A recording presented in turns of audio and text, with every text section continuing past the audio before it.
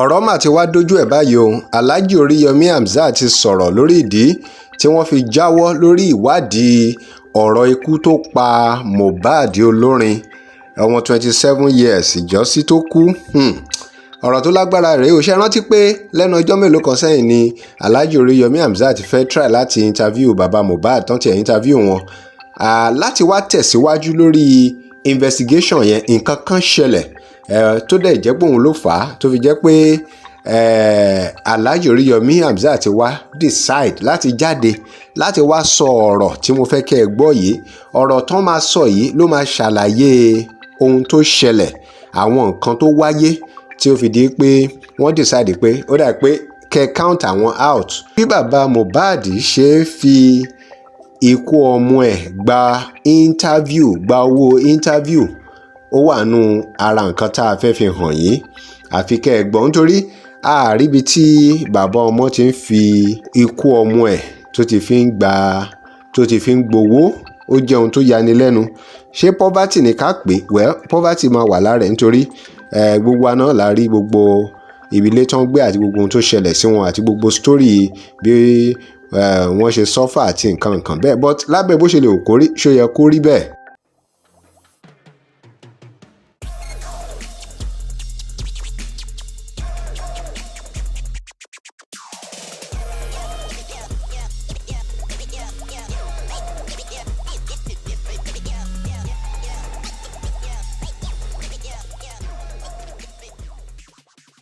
Welcome to Digi Naija. Remember to like, share and follow us. Ẹ já gbọ́ ohun tí Alhaji Oriyomi Hamzat sọ lórí ọ̀rọ̀ bàbá Mohbad, ohun tó ṣẹlẹ̀, àwọn wo ló send message sí wọn, báwo ló ṣe jẹ́ tó fi di pé wọ́n ní kó count àwọn out pátápátá lórí ọ̀rọ̀ investigation, nípa fẹ́ ṣe investigation lórí ọ̀rọ̀ ikú Mohbad.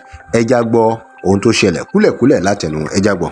Ẹ̀yin tẹ́ ẹ ní issue pẹ̀lú ìyá Mohbad, deal with her, count me out. Ẹ̀yin tẹ́ ẹ ní issue pẹ̀lú bàbá Mohbad, please deal with him, count me out. I don't have issue with any of his family. I don't have issue with any of his family. Now, why do I interview Mohbad's father? Why? Ẹni tó bá wá bá mi, tó bá gbé ọ̀rọ̀ wá bá mi, tó bá mọ̀ pé mo lè kọ́ mi, màá dá lóhùn. Ẹni tí ò bá wá bá mi, mi lè dá lóhùn. And why are you making mistake? Somebody was daring me. And this, I will not quote you. I will not say anything. That's what you feel. Oh, ṣé tí ò dá, n tó rò nìyẹn. Ẹ̀yin tẹ́ bú mi, ṣé tí ò dá, n tẹ́ rò nìyẹn. Ẹ̀yin tẹ́ yìn mí, ṣé tó dá, n tẹ́ rò nìyẹn. I don't have any issue with anybody. But count me out of this stormy water. Count me out of this drama. I am not interested. I am not interested. I do not see this as fighting for justice anymore. I, Oriyomi Hamzat, I do not see this as struggling for justice for Mohbad anymore. I see a lot of things. I see a lot of drama. I see a lot of politics. Ọ̀rọ̀ lẹ́ ń gbọ́ lẹ́nu Alhaji Oriyomi Hamzat yìí o. I see a lot of kí politics, bàbá yìí tó lè sọ wípé àwọn jáwọ́ wípé count me out, ó yẹ kí ẹ mọ̀ pé ejò lọ́wọ́ nú ọ̀rọ̀ yẹn ti ń di nǹkan míì. Wọn sì fẹ́ nǹkan tó máa tánìṣì image wọn nígbà tí àwọn ní nǹkan ti sọ pé báyìí làwọn ṣe fẹ́ ṣe nǹkan wọn àti agreement kan ti wà tí wọ́n ti sign àti bẹ́ẹ̀ bẹ́ẹ̀. Ẹ gbọ́ fúnra yín kẹ́ ẹ gbọ́ délẹ̀. A jọ sọ̀rọ̀, èmi àti bàbá Mohbad sọ̀rọ̀ tán táì sọ̀rọ̀ tán kò tó 24 hours tá a sọ̀rọ̀ wọ́n bẹ̀rẹ̀ sí ní threatening man yẹn with legal lawsuit. They started threatening him with lawsuit, sending messages. The person does not call, he sent message. I read the message. Ẹni tí ọmọ rẹ̀ kú tá a fẹ́ bá gbẹ̀tọ́ ṣe di máa kọwọ́ bọ̀wé. Ẹni tí ọmọ rẹ̀ kú tá a fẹ́ struggle lórí ikú ọmọ rẹ̀. Ìwé kí ló tọwọ́ bọ̀? The man was not coherent. I was asking him what caused this ìwé tẹ tọwọ́ bọ̀ tí wọ́n pé kẹ́ ẹ má bá yẹn kankan sọ̀rọ̀ mọ́. What brought up this? For what? Is it a record label company that wants to use you or what? I don't understand. The explanation could not hold water. The explanation could not hold water. I kept quiet. I was just looking.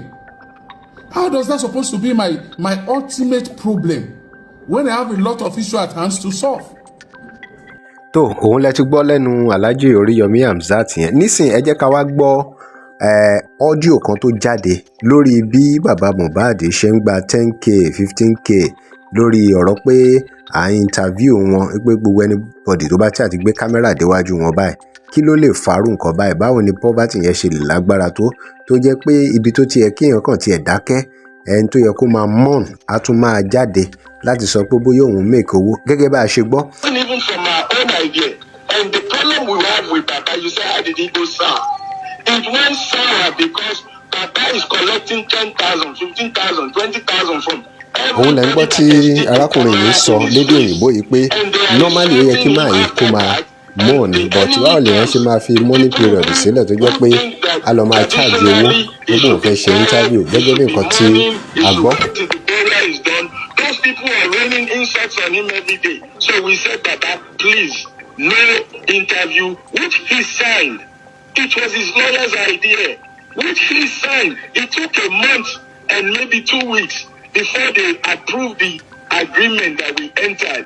Bí ọ̀rọ̀ yìí ṣe wá ń lọ báyìí gẹ́gẹ́ bí ohun tá a gbọ́ ọ̀rọ̀ yìí ti kọjá pé bóyá ìṣẹ́ ló fà á poverty àbí kìnnìkan eléyìí ti ń farajọ pé èèyàn ní ìwà ọ̀dájú pàápàá tẹ́ ẹ bá fẹ́ lọ wo gbogbo ọ̀rọ̀ tó jáde tẹ́lẹ̀ pé náírà fi supremacy hàn ní igbá kan àwo kan ó farajọra wọn bọ̀ pé ejò lọ́wọ́ nú omi tẹ̀yìn wọ̀gbìn lẹ́nu ni Ọlọ́run Elédùmarè kó máa ṣọ́ wa. Ẹ̀yin èèyàn kí ni èrò yín lórí ọ̀rọ̀ yìí ẹ drop ẹ̀ sí comment section. Remember to like, share and follow us. Thanks for watching.